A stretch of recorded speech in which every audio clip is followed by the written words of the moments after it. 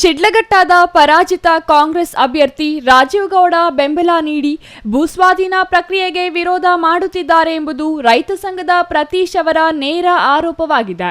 Real ಎಸ್ಟೇಟ್ನವರಿಗೆ ಭೂಮಿ ನೀಡಲು ಕೆಐಎಡಿಬಿಗೆ ವಿರೋಧ ಮಾಡಲಾಗುತ್ತಿದೆ ಎಂಬುದು ಪ್ರತೀಶ್ ಆರೋಪ. ಆದರೆ ರೈತರನ್ನು ಬೀದಿ ಪಾಲು ಮಾಡುವ ಭೂಸ್ವಾಧೀನ ಪ್ರಕ್ರಿಯೆ ಬೇಡ ಎಂದು ಭಕ್ತರಹಳ್ಳಿ ಬೈರೇಗೌಡರ ನೇತೃತ್ವದ ರೈತ ಸಂಘದ ಆಗ್ರಹವಾಗಿದೆ. ಈ ಉಭಯ ಬಣಗಳು ಜಿಲ್ಲಾಡಳಿತ ಕಚೇರಿಯ ಮುಂದೆ ಅಹೋರಾತ್ರಿ ಧರಣಿ ನಡೆಸುತ್ತಿದ್ದು ಅಂತಿಮವಾಗಿ ಏನಾಗಲಿದೆ ಎಂಬುದು ಕುತೂಹಲಕ್ಕೆ ಕಾರಣವಾಗಿದೆ. ಚಿಕ್ಕಬಳ್ಳಾಪುರದ ಪತ್ರಕರ್ತರ ಭವನದಲ್ಲಿ ನಡೆದ ಸುದ್ದಿಗೋಷ್ಠಿಯಲ್ಲಿ ಮಾತನಾಡಿದ ರೈತ ಸಂಘದ ಪ್ರತೀಶ್ ಅವರು, ಕಳೆದ 22 ದಿನಗಳಿಂದ ನಿರಂತರ ಹೋರಾಟ ನಡೆಯುತ್ತಿದೆ. ಮಕ್ಕಳಿಗೆ ಉದ್ಯೋಗ, ಭೂಮಿಗೆ ಉತ್ತಮ ಬೆಲೆ ಸಿಗಬೇಕೆಂಬುದು ನಮ್ಮ ಒತ್ತಾಯವಾಗಿದೆ. ನಮ್ಮ ಸಮಸ್ಯೆಗೆ ಸ್ಪಂದಿಸಿದ ಸರ್ಕಾರ ಸಭೆ ನಿಗದಿ ಮಾಡಿತ್ತು. ಸಭೆ ನಡೆಯುತ್ತಿರುವಾಗಲೇ ಪಹಣಿದಾರರಲ್ಲದ ಪಕ್ಕದ ತಾಲೂಕಿನವರು ಅನಗತ್ಯ ಪ್ರವೇಶ ಮಾಡಿ ಸಭೆ ನಿಲ್ಲಿಸುವ ಯತ್ನ ಮಾಡಿದ್ರು.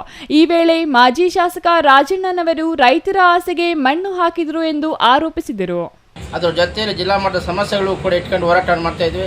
ಆದರೆ ನಮ್ಮ ಸಮಸ್ಯೆಗೆ ಸ್ಪಂದಿಸಿದ ಘನ ಸರ್ಕಾರ ಏನು 6, 8, 9, 10 4 ದಿನಕ್ಕೆಲ್ಲ ನಿಗದಿಪಡಿಸಿದ್ದು ದರಪಟ್ಟಿ ನಿಗದಿ ಮಾಡೋದಕ್ಕೆ.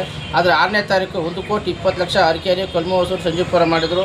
8ನೇ ತಾರೀಕು ನಡಪ್ಯಾಂಕನಹಳ್ಳಿ ಗ್ರಾಮದಲ್ಲಿ ಮಾಡಬೇಕಾಗಿತ್ತು. ಸಭೆ ನಡೀತಾ ಇರಬೇಕಾದ್ರೆ ನಮ್ಮ ಏನು ಆ ಪಾಣಿದಾರಲ್ಲದೆ ಇರ್ತಕ್ಕಂತಹ ಪಕ್ಕದ ಜಮೀನುಗಳವರು ಮತ್ತು ಪಕ್ಕದ ತಾಲೂಕುಗಳವರು ಮತ್ತು ನಮ್ಮ ಶಿಡ್ಲಘಟ್ಟದ ಮಾಜಿ ನಮ್ಮ ರಾಜಣ್ಣವರು ಅನಗತ್ಯ ಪ್ರವೇಶ ಮಾಡಿ ಏನು ಸಭೆಯಲ್ಲಿ ಗದ್ದಲ ಮಾಡಿ ಅವರ ಒಂದು ಅನುಯಾಯಿಗಳನ್ನು ಬಿಟ್ಟು ಏಕವಚನದಲ್ಲಿ ಮಾತಾಡಿ ಸಭೆಯನ್ನು ಮುಕ್ತಾಯ ಮಾಡೋದಕ್ಕೆ ನೋಡಿದ್ರು. ಆದರೂ ಕೂಡ ಸಭೆ ಯಶಸ್ವಿ ಆಯಿತು. ಆದರೆ ಸಭೆ ಯಶಸ್ವಿ ಆಯಿತು. ಆವತ್ತು ದರ ನಿಗದಿ ಏನಿತ್ತು ರೈತರ ಮಣ್ಣು ಹಾಕಿದ್ರು ಮಾನ್ಯ ರಾಜಣ್ಣವರು. ಯಾಕೆ ಮಣ್ಣು ಹಾಕಿದ್ರು ಅಂದರೆ ಇವತ್ತು ಏನು 1,20,00,000 ರೂಪಾಯಿ ಬರೆದುಬಿಟ್ಟು ಹೊರಟೋದ್ರು.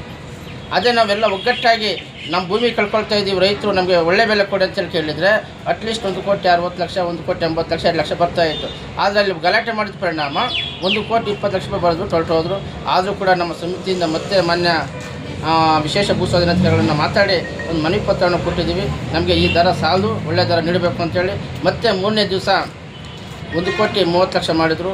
ಮತ್ತು 4ನೇ ದಿವಸ ಜಮಕೋಟೆ ಕ್ರಾಸು ರೋಡ್ ಅಂಚಲಿರ್ತಕ್ಕಂಥದ್ದು 1,60,00,000, ರೋಡ್ ಒಳಗಡೆ 1,30,00,000 ಮಾಡಿದ್ದಾರೆ. ಆದರೂ ಏನು ಇವತ್ತು 4 ದಿನಗಳಲ್ಲಿ ಸರ್ಕಾರ ಮಾಡೋ ದರ ನಿಗದಿ ಇನ್ನೂ ತೃಪ್ತಿಯಾಗಿಲ್ಲ.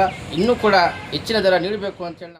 ಉತ್ತಮ ಬೆಲೆ ಎಂದರೆ 1.6 ಕೋಟಿ ಆದರೂ ಸರ್ಕಾರ ನೀಡುತ್ತಿತ್ತು. ಈಗ ಕೇವಲ 1.2 ಕೋಟಿ ಮಾತ್ರ ನಿಗದಿ ಮಾಡಲಾಗಿದೆ. ನಂತರ 1.3 ಕೋಟಿ ಮಾಡಿದ್ದಾರೆ. ಸರ್ಕಾರದ ದರ ನಿಗದಿ ಸಮಾಧಾನ ಇಲ್ಲ. ಹೆಚ್ಚಿನ ದರ ನಿಗದಿ ಮಾಡಬೇಕು. 850 ಮಂದಿ ತಮ್ಮ ಜೊತೆ ಇದ್ದಾರೆ ಎಂದು ಕೆಲವರು ಹೇಳುತ್ತಿದ್ದಾರೆ. ಇದು ಸುಳ್ಳು. 80% ಇದ್ದವರು 44% ಯಾಕೆ ಬಂತು? ಇವರು ಸುಳ್ಳು ಹಬ್ಬಿಸುತ್ತಿದ್ದಾರೆ. ಕೈಗಾರಿಕೆ ಬೇಕು, ಕೃಷಿಯೂ ಬೇಕು. ಸರ್ಕಾರ ನೀರಾವರಿ ಭೂಮಿ ಕೈಬಿಟ್ಟಿದೆ. ಅಕ್ರಮವಾಗಿ ಚಿಂತಾಮಣಿಯಲ್ಲಿ ನೋಂದಣಿಯಾಗುತ್ತಿದೆ. 350 ಎಕರೆಗೂ ಹೆಚ್ಚು ಭೂಮಿಯನ್ನು ರಿಯಲ್ ಎಸ್ಟೇಟ್ನವರು ಖರೀದಿ ಮಾಡಿದ್ದಾರೆ ಎಂದು ಆರೋಪಿಸಿದರು. ಇಂದಿನ ದಿನವರೆಗೂ ಜಾಮಕೋಟೆ ಹೋಬಳಿ 13 ಹಳ್ಳಿಗಳ ಭೂ ಸ್ವಾಧೀನಗೊಳಪಟ್ಟ ಜಮೀನು 1 ಕುಂಟು ಎಲ್ಲಿ ರಿಜಿಸ್ಟರ್ ಆಗಿಲ್ಲ. ಇವತ್ತು ತಿರ್ಗಿ ಅದೇ ಜನ ಹೋಗಿ ನಮಗೆ ಪಾಣಿ ಕಲಂ ಮನೆಯಲ್ಲಿ ತೆಗಿಬೇಕು ಅಂತ ಕೇಳ್ತಾರೆ. ಇದೆಷ್ಟು ಮಟ್ಟಿಗೆ ಸರಿ? ಅಲ್ಲಿ ನಿಮ್ಮ ಉದ್ದೇಶ ಏನು?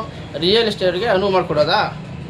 ಇವತ್ತು ಪಾಣಿಯಲ್ಲಿ ಕಲಮಲ್ಲಿ ತೆಗಿಸ್ಬೇಕು, ಮತ್ತು ಭೂಕಾಳರಿಗೆ ಇಲ್ಲಾಂದರೆ ಅಲ್ಲಿ ರಿಜಿಸ್ಟರ್ ಮಾಡ್ಕೊಳ್ಳೋದು ಸದ್ಯ. ಆದರೂ ಸರಿ ಇಲ್ಲ. ಹಾಗಾಗಿ ಇವತ್ತು ಪತ್ರಿಕಾ ಮಾಧ್ಯಮ ಮೂಲಕ ಸರ್ಕಾರನ ಒತ್ತಾಯ ಮಾಡ್ತಾಯಿದ್ವಿ.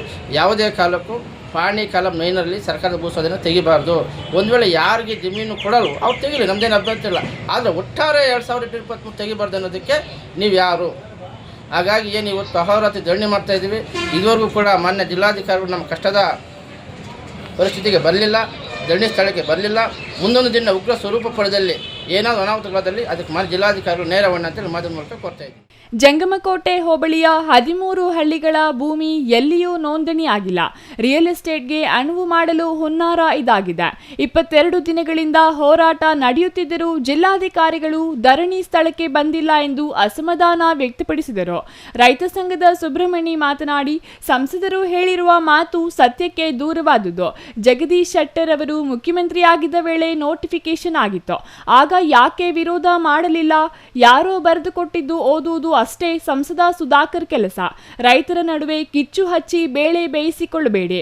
ಯಾರದ್ದೋ ಮಾತು ಕೇಳಿ ನೀವು ಮಾತನಾಡಬೇಡಿ. ಸಚಿವ ಡಾಕ್ಟರ್ MC ಸುಧಾಕರ್ ಅವರು ಒಂದೇ 1 ಗಂಟೆ ಬೇನಾಮಿ ಮಾಡಿಲ್ಲ. ಅವರು ಅಭಿವೃದ್ಧಿ ಮಾಡಲು ಬಂದಿದ್ದಾರೆ ಎಂದರು. MP ಸಾಹೇಬರು ಸುಧಾಕರ್ ಸಾಹೇಬರು ಒಂದು ಹೇಳಿಕೆ ಕೊಟ್ಟಿದ್ದಾರೆ. ರೈತರೆಲ್ಲ ಬೀದಿಗೆ ಬಂದ್ಬಿಡ್ತಾರೆ, ಫಲವತ್ತಾದ ಭೂಮಿ ಎಲ್ಲ ಕಸ್ಕೊತಾರೆ, ಉಸ್ತುವಾರಿ ಸಚಿವರು ರೈತರು ಬೀದಿಗೆ ಹಾಕ್ತಾರೆ ಅಂತೆಲ್ಲ ಹೇಳ್ತಾರೆ. ಅದು ಸತ್ಯಕ್ಕೆ ದೂರದ ಮಾತು. ನೀವು ಅದೇ MP ಸಾಹೇಬರು ನಿಮ್ಮ ಯಡಿಯೂರಪ್ಪನ ಕಾಲದಲ್ಲಿ ಶಿವಗಂಗೆ ತಾಲೂಕು ನೋಟಿಫಿಕೇಶನ್ ಆಗಿದ್ದು ಜಗದೀಶ್ ಶೆಟ್ಟರದಲ್ಲಿ. ಆವಾಗ ಅದೇ ನೀವು ಬೀದಿ ಸರ್ಕಾರ ಮಾಡಿದಾಗ ನಿಮ್ಮ ನೈತಿಕತೆ ಎಲ್ಲೋಗಿತ್ತು? ಅದ್ರ ಬಗ್ಗೆ ನೀವು ಧ್ವನಿ ಎತ್ತಕ್ಕಾಗಿಲ್ಲ. ಈಗ ಯಾವುದೋ ವಿರೋಧ ಪಕ್ಷ ಮಾಡೋ ಕೆಲಸ ಮಾಡಬೇಕು ನೀವು ಅವ್ರನ್ನ ಅಡ್ಡಗಾಲ ಆಗ್ತಾಯಿದ್ದೀವಿ. ಈಗ ನಿಮ್ಮ ಕೆಲಸ ಉದ್ದೇಶನೋ ಯಾರೋ ಕೊಟ್ಟಿರೋ ಪೇಪರ್ನ ಮೇಲಿಂದ ಕೆಳಗಂಟ ಓದೋದು ಒಂದೇ ನಿಮ್ಗೆ ಗೊತ್ತಿರೋದು. ಸರ್ಕಾರಿ ಭೂಮಿ ಗೊತ್ತಿದೆಯಾ? ಗೊತ್ತಿಲ್ಲ ನಿಮ್ಗೆ. ಎಷ್ಟು ರೈತರು ಬಿಡುಗಡೆ ಆಗಿದ್ದಾರೆ? 550 ಎಕರೆ ಬಿಟ್ಟವ್ರೆ ನೀರಾವರಿ ಪ್ರದೇಶ. ಅದೇನೋ ಬೇಕಾದ್ರೆ ಬಿಟ್ಕೊಟ್ಟಿದ್ದಾರೆ, ಅದರಲ್ಲಿ ಬೇನಾಮ್ ಇದೆ ಅಂತ ಹೇಳ್ತೀರಿ. ಅದು ಸತ್ಯಕ್ಕೆ ದೂರ ಮಾತು. ನೀವು ರಾಜಕೀಯ ಉದ್ದೇಶದಿಂದ ಮಾತಾಡ್ತಾರೆ ಹೇಳ್ಕೊಳ್ತೀನಿ. Thoudanahalli Ramesh, CTV news, Chikkaballapur.